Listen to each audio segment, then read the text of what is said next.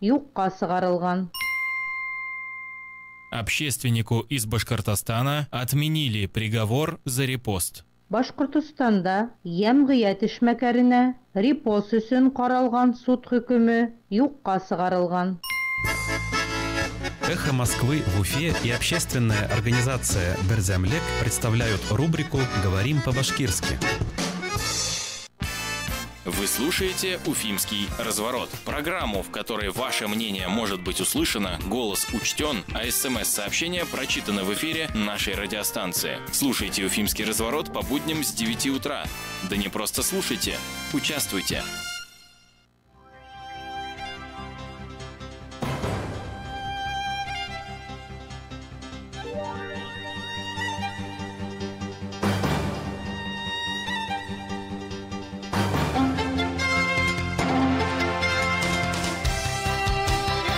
Здравствуйте, мы начинаем уфимский разворот на волнах «Эхо Москвы» в Уфе. Сегодня в студии Лилия Клюковская. Руслан Валиев по-прежнему вместе сегодня и вообще на этой неделе, а также Никита Полянин.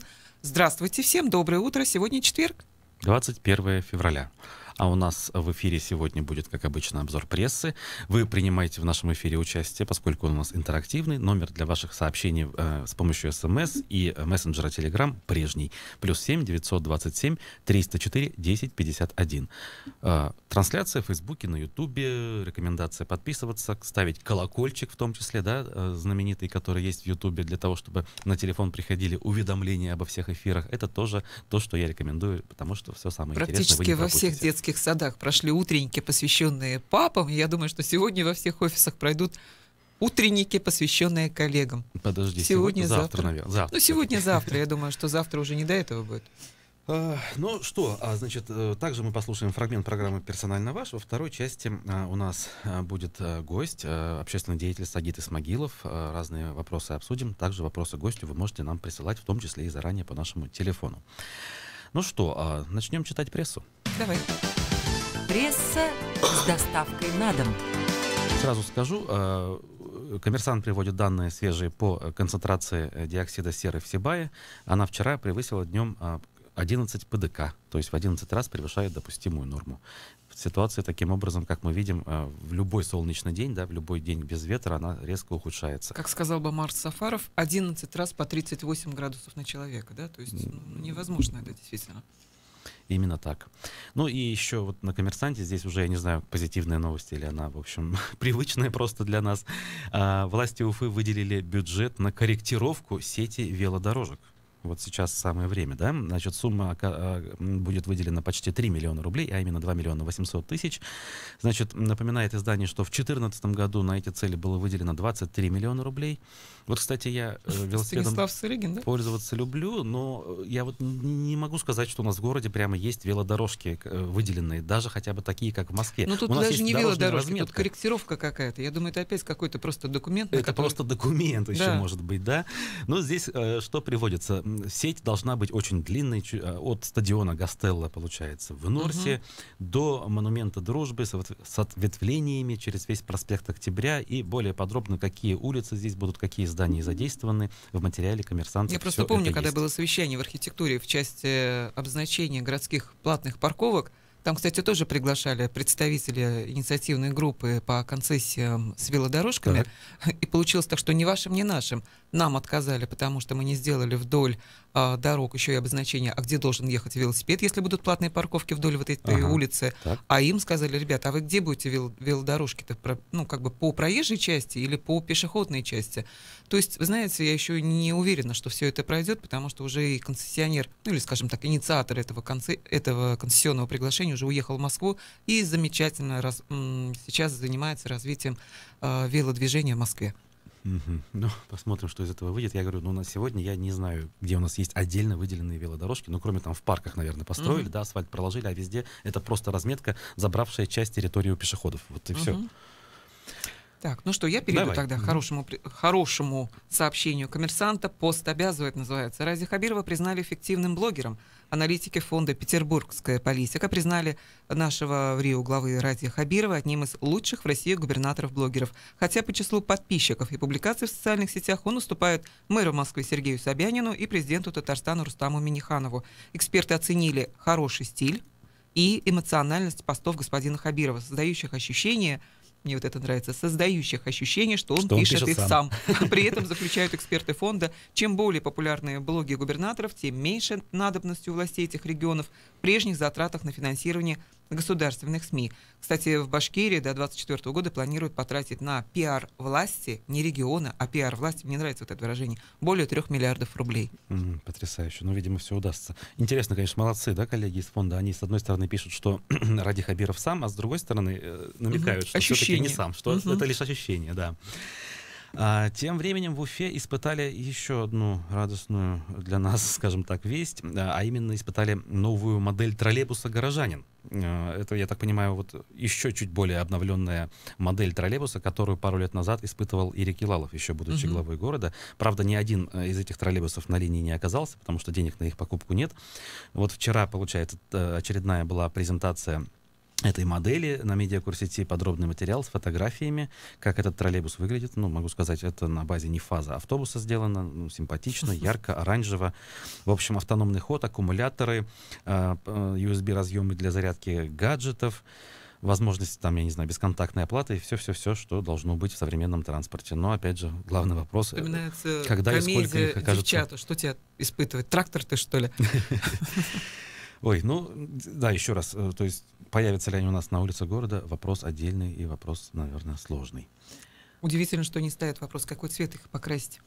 В Башкирии одну из ферм закрыли на карантин. В Бакалинском районе на одной из молочно-товарных ферм введен карантин по бешенству. Соответствующий указ подписал в Рио главы Башкирии Ради Хабиров. В зоне карантина запрещено проведение выставок кошек и собак, выводок и натаска собак, торговля домашними животными и вывоз кошек и собак с территории и отлов диких животных. Вот такая вот ситуация возникла в Бакалинском районе. В связи с этим Управлению ветеринарии республики поручено установить причины, источники возникновения заболевания и организовать мероприятия по ликвидации очага бешенства. Контролировать это все будет исполняющий обязанности министра сельского хозяйства Башкирии Ильшат Фазрахманов. Больше некому, видимо. Ну, в общем, как бы по должности обязывает. Газета «Бонус» о том, как фильм «Первая республика» покажут бесплатно пенсионерам и малоимущим. Известный башкирский кинорежиссер Булат Юсупов готовит к премьере исторический фильм «Первая республика», бюджет которого всего 9 миллионов рублей. Режиссер, несмотря на небольшие средства, снимал его в стандартах современного и профессионального кинематографа, потому что фильм идейно важен для нашей республики и будет участвовать в зарубежных кинофестивалях. Об этом пишет «Бонус». А фильм, интересно, на каком языке? На русском, на башкирском? Так, если честно, по-моему, он должен был сниматься на башкирском изначально, насколько я помню, но это будет, опять же, с субтитрами, да, и наверняка синхронным переводом будет со временем. Значит, фильм можно будет посмотреть в 3 кинотеатрах Уфы, после чего киностудия «Живая лента» будет разъезжать с бесплатными и коммерческими показами этой ленты по Башкортостану. Кроме того, Первую республику увидят зрители Москвы и Петербурга. Показы состоятся в рамках празднования столетия республики.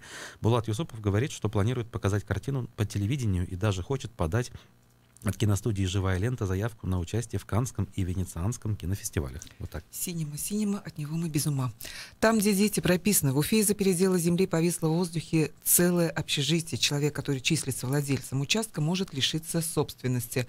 В общем, ситуация возникла следующая. Продали дом, но не обозначили там землю. Большой материал на Уфа-1.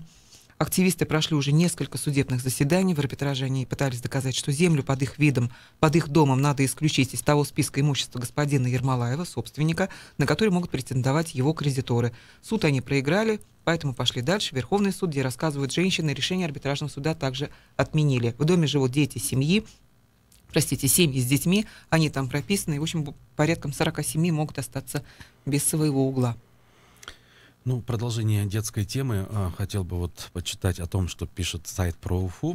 Благотворители просят власти Башкирии выделить землю под детский хоспис. Тема, конечно, не нова. В общем, мы неоднократно об этом говорили. И руководитель благотворительного фонда «Изгалек» Рауфа Рахимова сама в наших эфирах об этом говорила. Значит, речь о том, как прошел круглый стол. Он прошел уже вот пару недель назад. Я тоже там присутствовал. И издание напоминает, что по решению участников круглого стола создана рабочая группа, наконец, да, с участием разных ведомств, не только тех, кто инициирует создание хосписа в Уфе, но и представители Минздрава, в том числе нашей республики. В общем, эта рабочая группа должна разработать план действий и, соответственно, понять, как быть дальше. Ведь проблема с хосписом не в деньгах, не в том, что Где нужно его строить? А в том, что негде его строить, потому что администрация города и, в общем, руководство республики не выделяет для этой цели землю. И решили, в общем, написать подробное открытое письмо Радию Хабирову с просьбой в эту ситуацию вникнуть, соответственно, и помочь в этой ситуации. И приводится опыт Казани.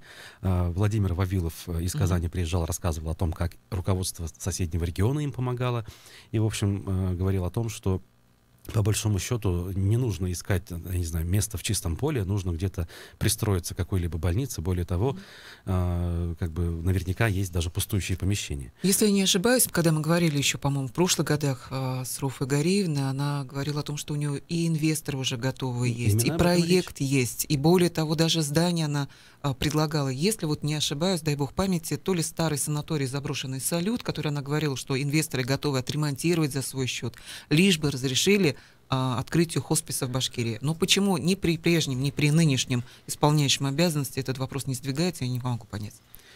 Кстати, этот «Салют» это на территории города находится? Да, Зеленая роща. Ну вот. Помнишь, санаторий Зеленая роща, а там был еще детский такой санаторий «Салют», и какие-то, по-моему, здания там заброшены. Это, конечно, важно, чтобы на территории города именно было. Продолжая тему детей, уже более позитивную тему, ораторское искусство, изучение культуры Башкирии в Уфе готовит волонтеров к международным играм. Добровольцы будут заниматься по 3 раза в неделю. Столица республики, напоминаю, отбирают волонтеров для работы на главном ежегодном спортивном событии в мире юношеского спорта. 53-х международных детских играх, которые пройдут в Уфе летом с 9 по 14 июля.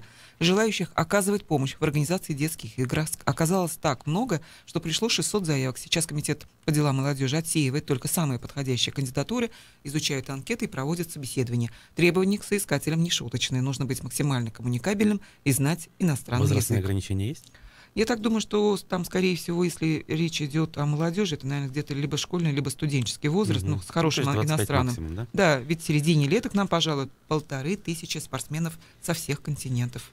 Ну что ж, обзор прессы закончим и предлагаем вам послушать фрагмент программы «Персонально ваш». Вчера в гостях нашей студии был корреспондент портала «Идель Реалии» и «Радио Свобода» Артур Асафьев.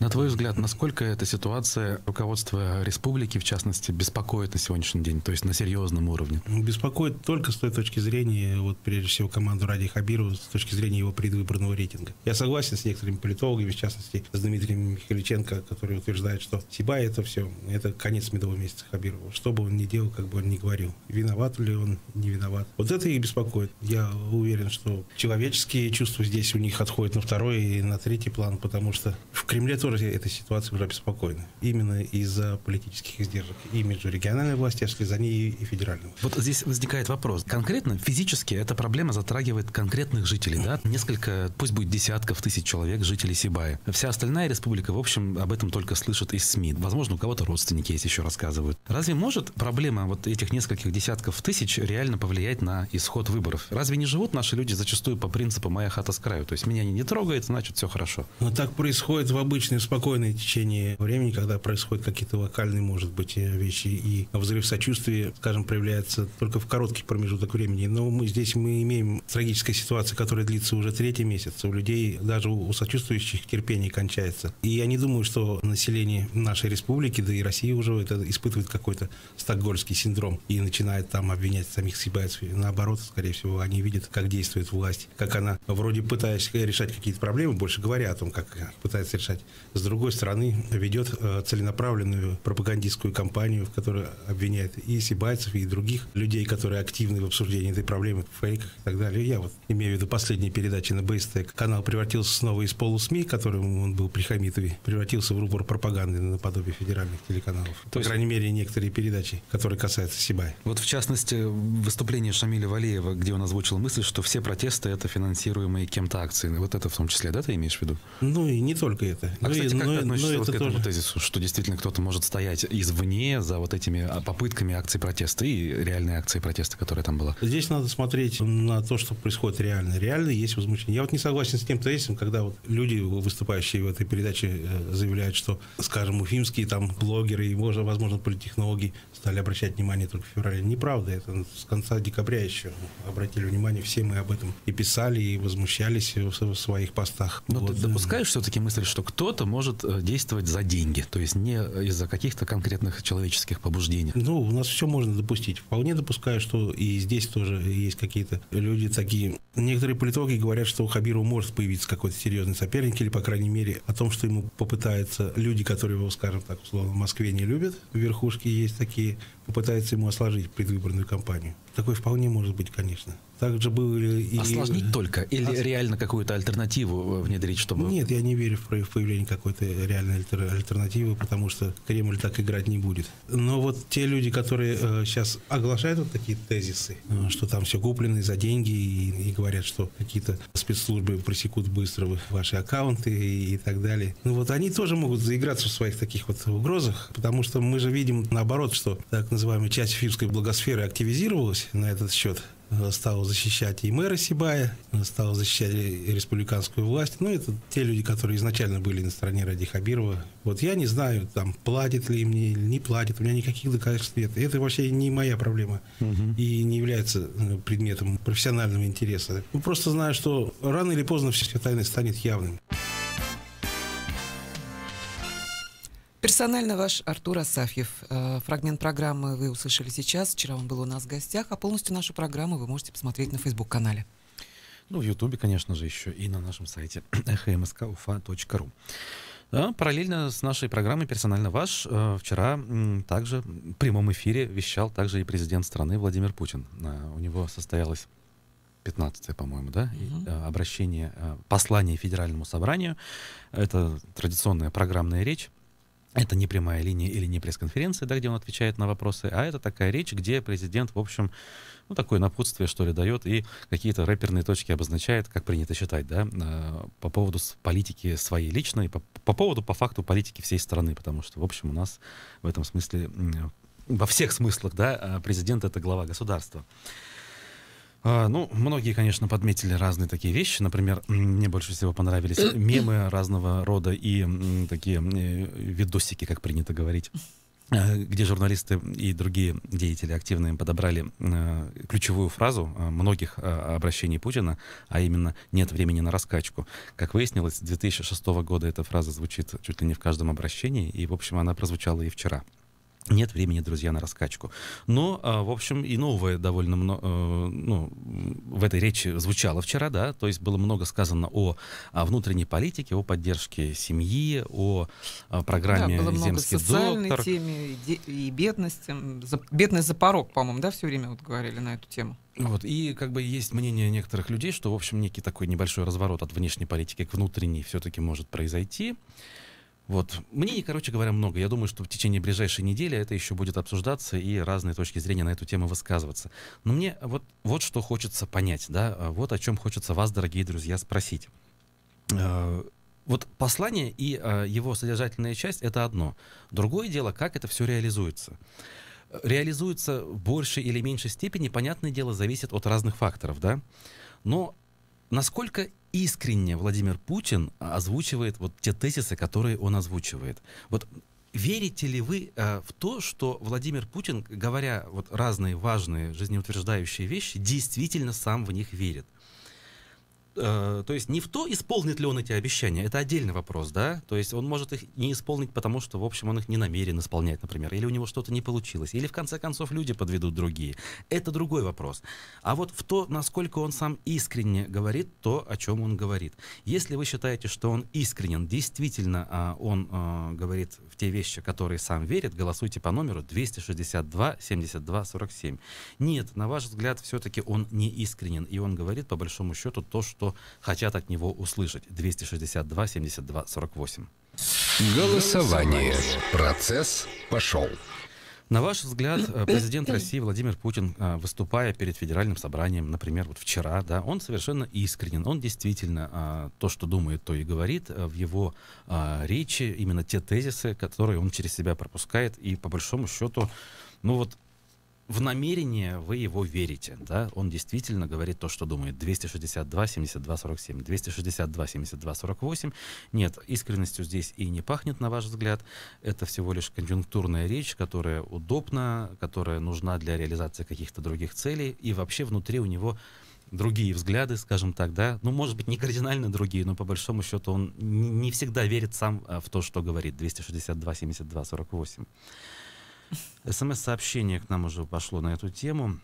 Обещали 100 раз и 100 лет. Не верю, пишет нам радиослушатель, который не подписывается. Пожалуйста, не забывайте при этом подписываться. Я верю. Я верю, потому что Путин действительно вчера говорил то, во что он верит. Но как можно не верить в то, что с 1 июля действительно детское пособие вместо 5,5 тысяч станет 10? Ну как в это не верить? Оно станет 10 тысяч. Другое дело поверить в то, что это поможет как-то семьям, у которых есть там 1-2 ребенка, и что это действительно взорвет наши демографические проблемы. Как не верить в то, что он говорит, не надо ждать коммунизма, надо действовать сейчас? Ну как в это не верить? Ребят, давайте не будем ждать коммунизма, давайте действовать. Только как? То есть он, в принципе, озвучил то, что мы хотели услышать. И он в это верит. Вопрос только в другом. Как нам жить с этим? Да, одной верой... Вопрос это совершенно отдельный. Да, я поэтому подчеркнул, что одно дело, насколько он искренен в душе, в то, что говорит, и насколько это будет реализовано просто по той причине, что, возможно, исполнители будут подводить. Вот тетя Роза нам пишет, что он говорит совершенно искренне. То есть она верит именно в то, что говорит Владимир Путин. Из всего пакета вчерашних сообщений я единственное, очень хотелось бы, чтобы до здравоохранения наконец все-таки дошли. Потому что он большое внимание вчера уделял тому, что надо улучшать наше здравоохранение. Как это на самом деле будет? Посмотрим. Ну что, друзья, поверим 262, 72, 47, вы верите Владимиру Путину в том, что он искренен. Пенсия моя 10 тысяч рублей, стаж 36 лет. Ильсияр нам пишет. Ну, в общем, видимо, она тоже не верит. 262, 72, 48, телефон для тех, кто не верит. 5 секунд голосуем, подводим итоги и называем цифры. Итак, 92% не верят, соответственно, и 8% верят. Вот такие у нас цифры. Фиксируем и уходим на перерыв.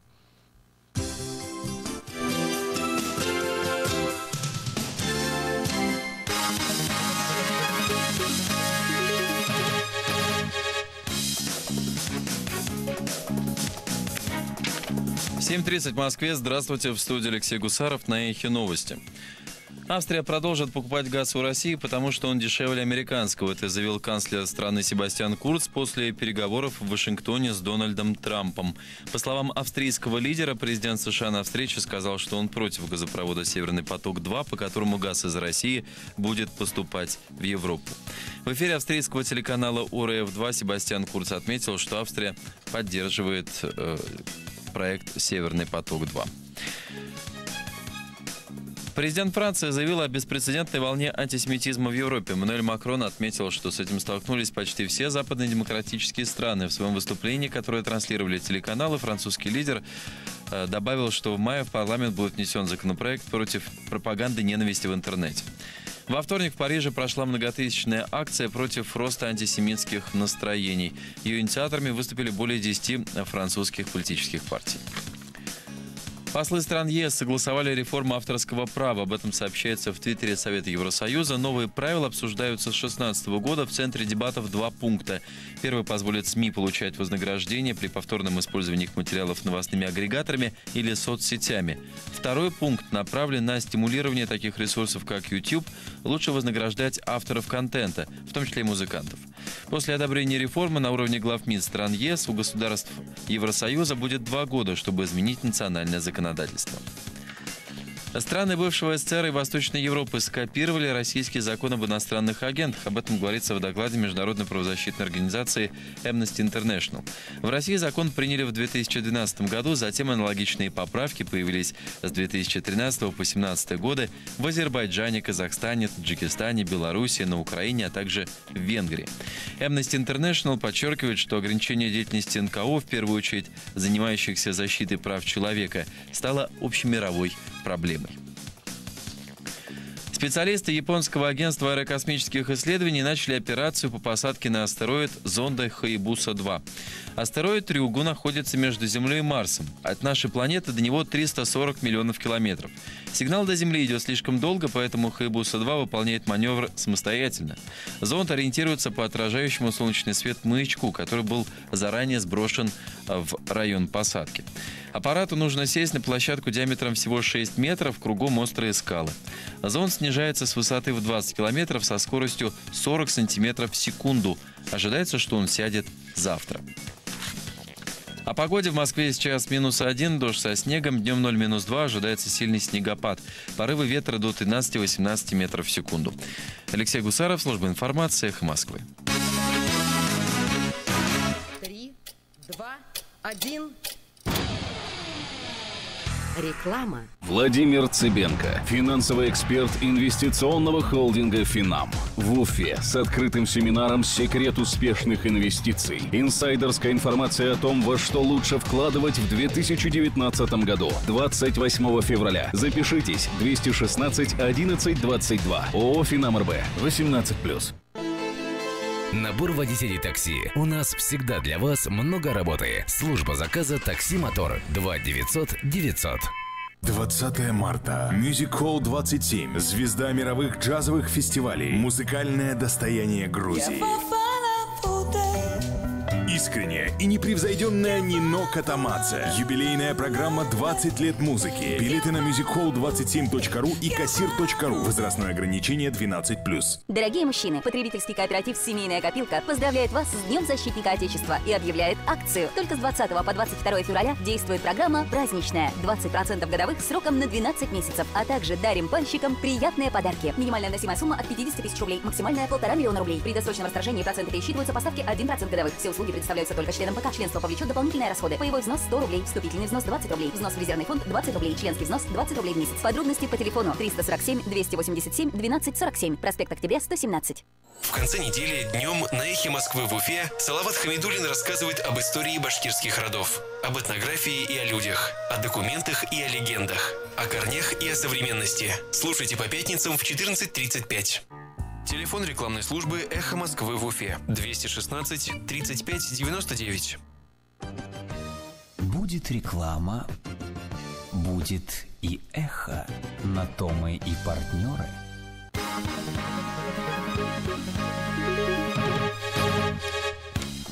На «Эхе Москвы» в Уфе новости. У микрофона Юлия Сафина. Здравствуйте. Правительство Башкирии приняло решение сохранить концессию по роддому в Салавате. В совещании, состоявшемся 19 февраля, приняли участие представители Министерства здравоохранения Башкирии, Министерства земельных и имущественных отношений, Управления Роспотребнадзора и Росздравнадзора по республике и представители инвестора-концессионера. Направленную ранее в адрес правительства Башкирии инициативу инвесторов приостановить действие соглашения либо расторгнуть, правительство отвергло. Стороны договорились и закрепили протоколом намерение совместно продолжать работу над данным проектом и государственно-частного партнерства в здравоохранении республики, сообщает Медиакорсеть. Напомню, ранее сотрудники роддома заявляли, что после перехода в концессию у них сократились зарплаты и исчезли льготы по пенсии. В начале февраля стало известно, что концессионеры Салаватского роддома готовы расторгнуть договор и вернуть учреждение республики. Летевший в Уфу частный самолет едва не столкнулся с пассажирским «Боингом». 19 февраля около 15:30 по московскому времени частный бизнес-джет «Бомбардир Челленджер 600», который вылетел из московского аэропорта Внуково по направлению в Уфу, подрезал пассажирский «Боинг» авиакомпании «Ютейр», следовавший рейсом Санкт-Петербург-Москва.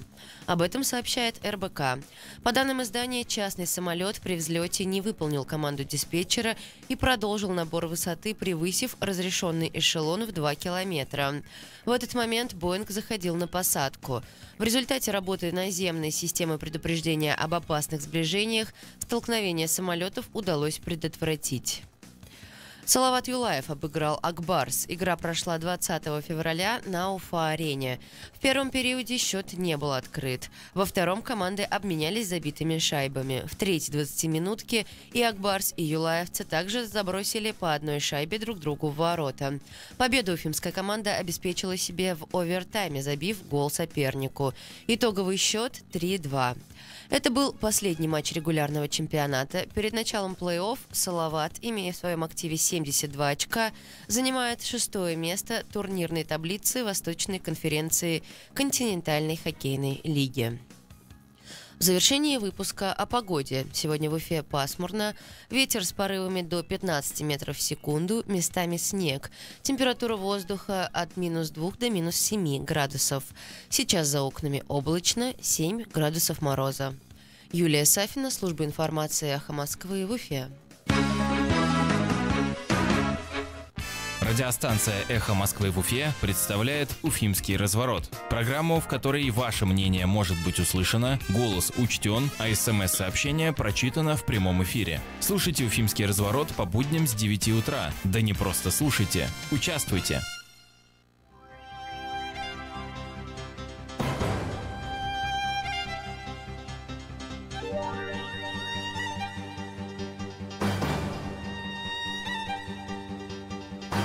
Продолжаем «Уфимский разворот». Сегодня в студии Лилия Глюковская. Руслан Валеев и Никита Полянин. До выпуска новостей мы объявили вам результаты голосований. И сейчас, наверное, Руслан уже либо прочтет СМС, либо представит нашего гостя. Все-таки по следам нашего голосования прочитаю. Вот нам пишут: Путин расписался в слабости спецслужб, изоляция интернета. Кстати. И в Телеграме: Путин, как чиновник советской закваски, не знает другой модели управления. Отсюда все эти пустые послания в духе ежегодных пленумов ЦК КПСС, которые вели народ к тому коммунизму, в котором мы сейчас живем. Сергей. Вот тоже такие вот мнения наших радиослушателей. Присоединяйтесь к нашему эфиру. Напомню, номер +7 927 304 1051. Тем более сейчас у нас гость, мы в студии не одни. Общественный деятель, представитель организации «Башкорт» Сагит Исмагилов. Здравствуйте. Здравствуйте. Добрый день. Ну, поводом для нашей встречи стала новость, отрадная новость о том, что суд отменил приговор, по 282 статье, по которой вы были осуждены на крупный штраф. Давайте начнем с того, что напомним, с чего это дело начиналось, и за что вас обвинили тогда и приговорили к крупному штрафу.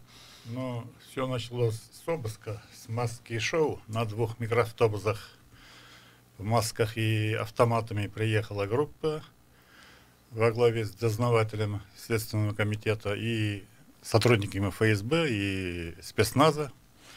Они провели обыск у меня в квартире, а потом в офисе, изъяли компьютер домашний и на работе.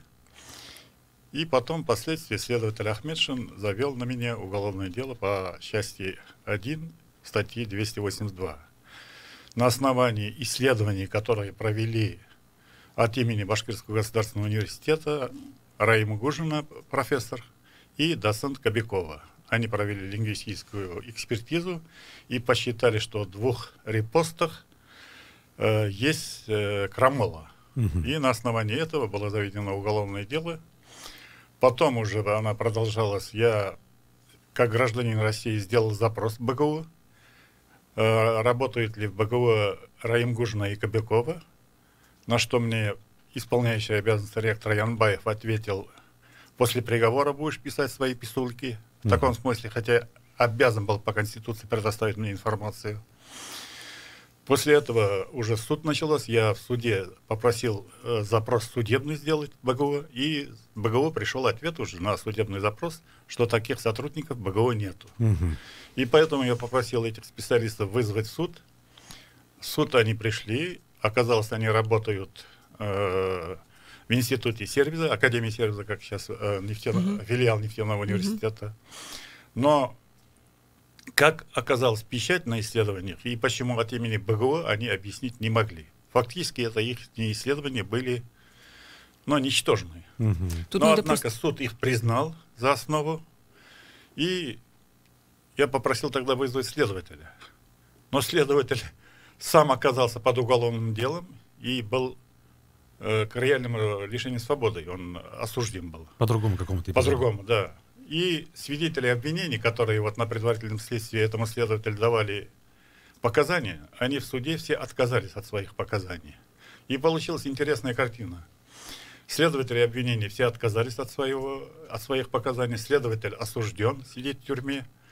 Проректор, этот Янбаев, который мне ответил, после приговора будет жаловаться, был смещен с должности. И против него завели тоже уголовное дело. Я не знаю, чем кончилось. посадили его или нет. Но серьезные такие обвинения против него были. И суд, мне кажется, не знал, что делать мне.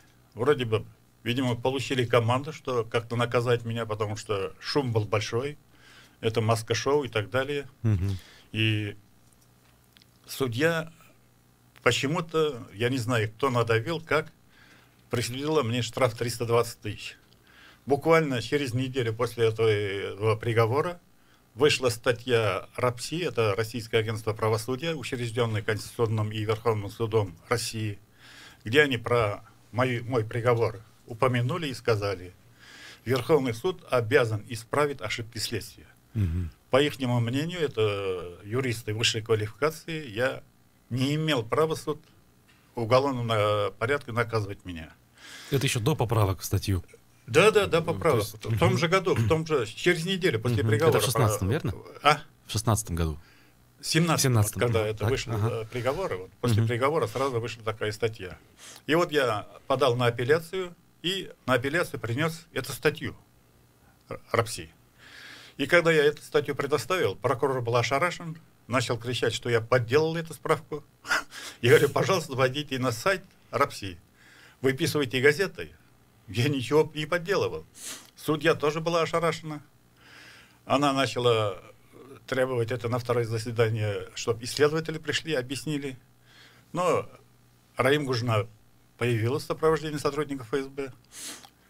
У нее, когда спросили, вот на районном суде же я предоставил альтернативный вариант перевода, и в 12 предложениях 23 грубые ошибки ее нашли. И вот у нее, когда спросили, почему вот это альтернативный переводчик столько ошибок, искажений нашел в вашем переводе, она ответила, что у нее вариант перевода жесткий. Я потом интересовался у переводчиков, какие варианты перевода бывают. Но они говорят, построчный или смысловой. Но по большому счету достоверный или искаженный. Но про жесткий вариант перевода никто не слышал. Не существует, так. Но Верховный суд тоже был ошарашен, что делать не знал.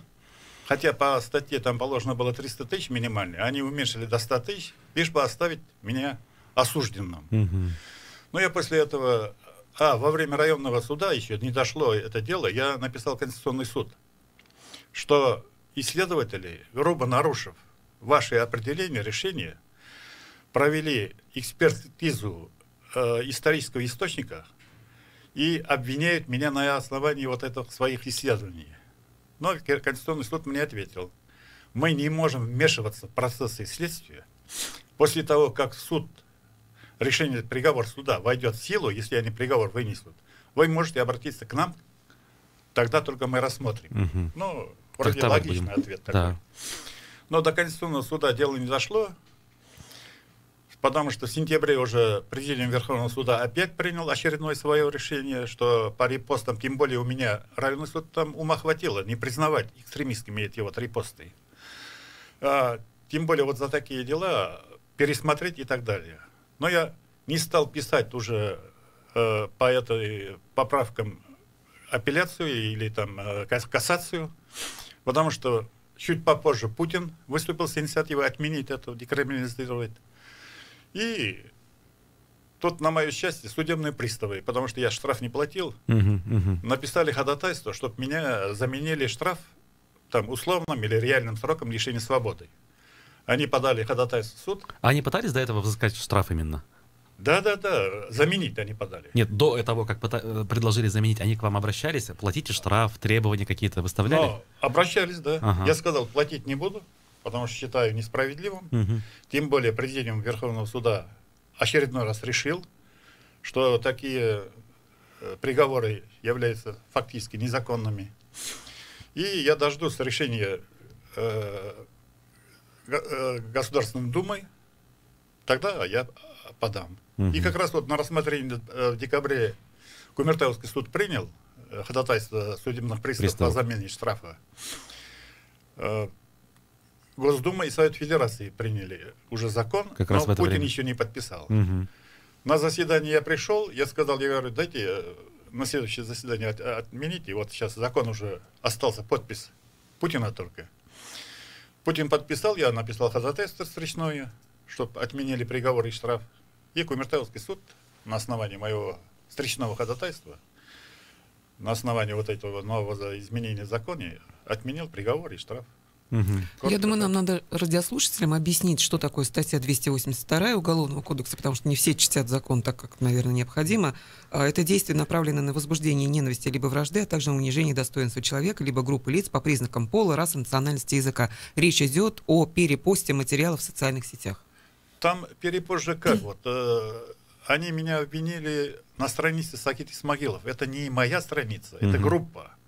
И вот во время следствия выяснилось, что 3 администратора было. Один я, которого обвинили. Второй, Гатьятуллин, он сказал, что не он, и этого достаточно стало.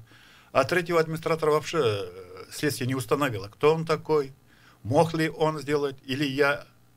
Не доказали. Они написали, что репост сделан с офиса, с компьютера, который стоит в офисе. Но в день репоста был Международный женский праздник. Как раз 3 выходных было, 6, 7, 8 марта. И репост сделан был в это время. А я в выходные, праздничные дни вообще не хожу в офис. Все это было дело не учтено. Изначально была дана команда именно обвинить меня и привлечь меня к ответственности. Вот скажите, вот как раз вопрос у меня такой созрел, да? Прошло много времени. Вам стало понятно, кто инициировал, откуда происхождение вообще вашего преследования на тот момент исходило? А я сразу писал, это только общественная деятельность моя активная. Это да, это повод. А кто инициировал? То есть какие-то представители органов правоохранительных? Ну, сейчас назвать пофамильно я не могу, потому что в декабре мы провели съезд башкирского народа, первый вот, с башкортом. И потом в январе Поталицын, «Открытая Россия», как раз тогда же он, и пригласил, как представителя национального движения, и меня. Я сказал, если ваше движение будет настроено на позитивное демократическое изменение, мы, я думаю, башкиры, вот башкирское национальное движение, к вам присоединятся. И вот после этого это пошло. Но почему, на ваш взгляд, все-таки в этих текстах, да, которые вы перепостили, якобы нашли вот эти вот признаки там возбуждения межнациональной розни по отношению к татарам, в частности? Но это мог только невежа принять текст булгарского поэта. Там же четко написано, что та книга издана в Татарстане, и как Татарстан может издать стихи, которые оскорбляют татар сегодняшних. Нет, конечно, просто человек должен понимать же, про что это. Это неграмотному человеку можно это. Я удивлен вот поэтому. Профессор вроде Раим Гужна, доцент Кобякова не понимают, о чем они. Вот Альберт спрашивает, ну вопрос, конечно, такой, я не знаю, ну а что вам плохого сделали татары? Ничего плохого. То есть претензии... Просто отличать надо татар сегодняшних и татар 16 века. То есть? То есть в те времена татарами называли опричников, сборщиков налогов. Как такового татарского народа не было. Просто татары было прозвище всех тюркских народов. Это надо четко осознавать. И сегодня мы татарами, если называем крымчан, там, сибирских и казанских, это разные 3 народа. И раз казанские приняли на себя имя татар, там же вот академик, ихний самый языковед, он предлагает, чтобы ложные понятия, вот это смешивание не было, переименовать приволжских татар Казанлы. И все понятно, ясно будет. А вам кажется, это справедливое желание и требование? Ну, это ихнее дело. Если человек себя осознает там, сегодняшним татаром, пусть называется татаром. Ну, надо еще напомнить нашим радиослушателям, что в эти выходные будет конгресс татар и будет общественное слушание по стратегии развития татарского народа. В Театре Нур. Театре Нур. Там же, как было до революции, тюрко-мусульмане. В группу тюрко-мусульман входили жители и Казанской губернии, и Уфимской, и Оренбургской, в том числе и башкиры. И вот в 16 году Таймас Баттал, кажется, выделил из тюркского языка татарский, там уменьшили буквы и начали себя называть татарами. Ну вот начало, можно сказать, в 16 году. Но до этого Маржани предлагал мусульманам назваться татарами. Всем. Но в Коране, вот в второй суре Бакара, есть понятие миллят, нация. Там понятие нация, миллят, преподносится это милляте Ибрагимова. То есть те, кто с Ибрагимом, это нация. То есть единоверцы. И Маржани предлагал своим единоверцам принять на себя название татар. Но от этого все отказались. Угу. Ну, у нас еще немного времени осталось. Хотелось бы на другие темы тоже немного поговорить. Ситуацию в Сибае наверняка вы отслеживаете, да? Какова ваша позиция, да, организации «Башкорт», может быть, в целом вы можете ее озвучить по поводу того, что там происходит? Ну, организация «Башкорт» что может делать в Сибае? Ну, оказать помощь только вот кто хочет переехать, они организовали, ребята молодцы.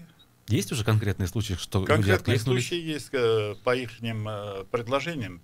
Семьи переезжали в другие районы, более-менее экологически чистые.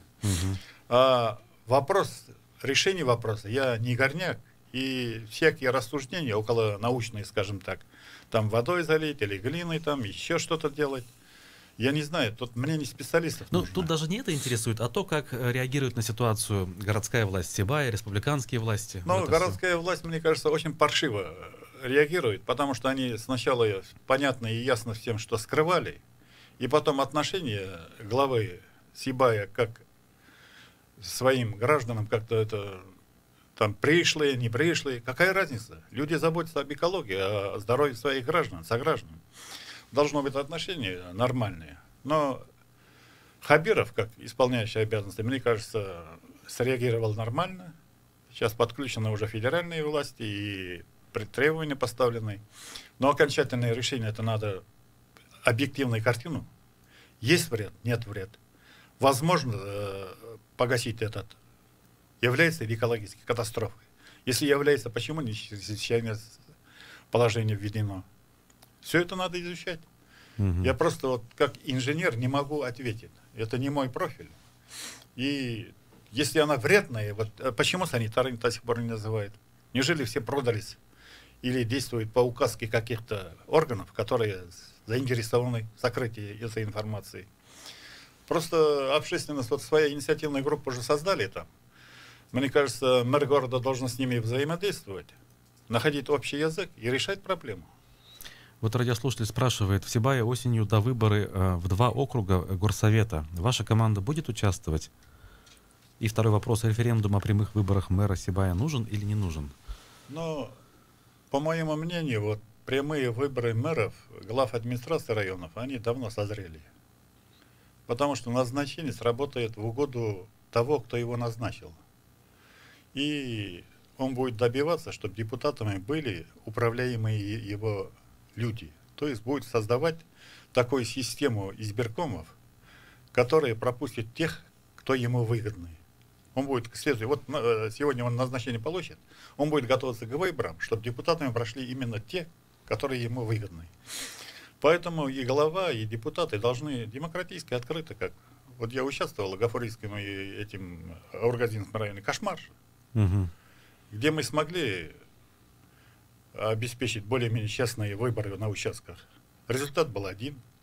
А где наших представителей не было, прямо противоположное. Ну и вот второй все-таки был вопрос по поводу до выборов в 2 округа горсовета Сибая осенью. Что-нибудь знаете? Я ничего сказать не могу. Это же ребята местные должны решиться. Если есть у них лидер, который достойно может представить, почему бы не принимать участие? Ну, к счастью, да, вот мы начали наш эфир с того, что дело закрыто. Кстати, все, обвинение снято, получается, судимости нет, как будто ее не было. Так ведь? В целом, отношения, которые складываются между общественной организацией «Башкорт» и властями, вот сейчас, за последние несколько месяцев, когда в регионе сменилось руководство, как-то изменились эти отношения? Или вот все так же протекает, как было раньше при Рустеме Хамитове, скажем? Ну, при Рустеме Хамитове было резкое же давление. И ребята даже плясали, когда его убрали. Отношения с Хабировым пока сказать конкретно, какие сложились, невозможно. Потому что внутреннюю политику поставили людей, далеких от общественной деятельности. Ну, глава Советского района. Он чиновник, ну, хороший, может быть, парень. Потом замом, начальником управления с Москвы Бадранов. Это столичная, может, тусовка знает, но здешнее положение вряд ли. Поэтому говорить конкретно, какие отношения сложились, я не могу. То есть не сложились никакие пока, получается? Пока никакие, потому что вот Курултай и Башкир поставили вот нового председателя. Тот вроде пытается какие-то отношения устроить. Получится, не получится, тоже неизвестно еще. Потому что Хабирова еще не до общественных организаций, мне кажется, потому что проблем-то вот то Стерлитамак, то Сибай, не дай бог. Вон Белорецк возник тоже вопрос из-за этого студента таджика. Всемирный Курултай Башкир планируется. Вообще вот как-то подготовка к этому идет? Но Всемирный Курултай Башкир же это аффилированная с администрацией организация. Она существует на бюджетные деньги. Сейчас вот я не про организацию, а про съезд большой. Съезд. Будете ли участвовать? Вот недавно в интернете фотография была делегатов, там, участников третьего Курултая. И в первом ряду сидел Гиркин Стрелков. Курултай Башкир как он участвовал. попал, да, делегатом. И кто такие остальные? И как они выбирались? Но вопрос большой. И какие будут делегаты вот в этом году на 4-й Курултай? Кстати, меня ни в один из этих Курултаев никогда не пропускали. То есть вы хотели пройти, грубо говоря, а вас по разным Нет, поводам? я особого желания не горел, потому что я никогда не сотрудничал ни с властью, я сам по себе был. Но на 3-й Курултай я выдвигался с Ленинского района.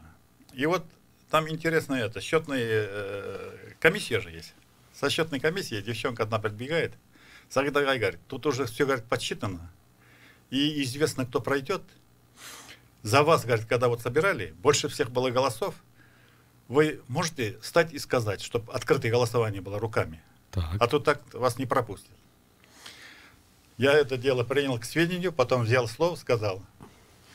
Я говорю, я знаю, что определенное решение, кто выйдет делегатом на 3-й Курултай, уже известны. Известны были до нашего вот этого собрания по выдвижению. Вроде бы выдвигались там, ну вот, сегодняшний председатель, там еще кто-то там. Вроде бы я, на мой взгляд, говорю, более-менее достойные люди, и поэтому поломутить, говорю, ваше собрание я не буду. Я отказался вот от открытого голосования, от предложения этого. И сейчас я уверен, точно так же, вот сейчас они готовят более-менее таких усредненных людей, которые и горячие темы не поднимут. И тихо-мирно пропустят так, как запланировано, ну, скажем так, администрацией. Ну что ж, время нашей программы подходит к концу. Мы благодарим нашего гостя, общественного деятеля Сагита Исмагилова. Благодарим всех, кто был сегодня с нами. Хорошего дня. До завтра. До свидания. Спасибо. До свидания.